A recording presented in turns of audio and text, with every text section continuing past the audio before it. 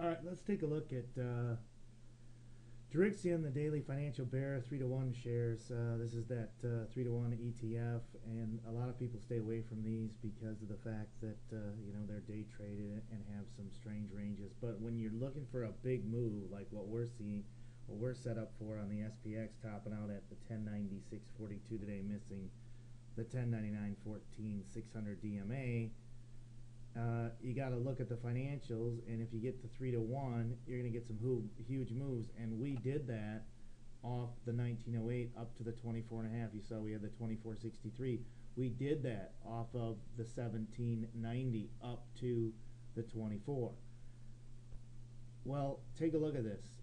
Another inverted head and shoulders. This is the bearish ETF, so the higher this goes, the lower the SPX or the Russell Financial 2000 we go, which this one is directly tied to. But take a look.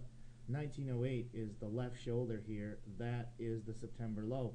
Look at the low in October. That's the 1101.36 on the S&P. That would act as the head. Come over here. Look at today's low, 1915, as we pull it up top here. And you can see that holds the 1908 and sets up a perfect inverted head and shoulders. Now take a look at something else here. Here's the 59.70. That's the adjusted, I should say, 20-to-1 reverse split off of the FAZ, because they did a 20-to-1 reverse split earlier this year. So if you take a look at this, you look at the 59.70. This is the downtrend line all the way down. Take a look. 22 is a huge spot. The cross trend on this is right at about 23, and that is just under the bust out of this range. Now that means on a bust of 22, as we see FAZ right here as it trades now, this one should rocket now up over the 24.63, hit the first cross trend in the range, second one up, which is right around 26, and you can see that that's over the 24.63 but under the 27.46. Keep going and eventually find its 100-day moving average, and as you can see, that's where the third cross trend is, right around 30. That is a huge move. That's over 50%, but as you can see the note here, FAZ holds 19, it should be 1915, sorry about that, as it goes as should be 1908 as it goes as low as 1915, creating an inverted head and shoulders of support at 1908. Again, will it result in a massive of over 50% to 29 to 30, target number 4? Yeah, that's what we're looking at here.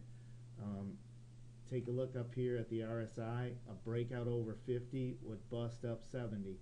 So this one looks phenomenal here.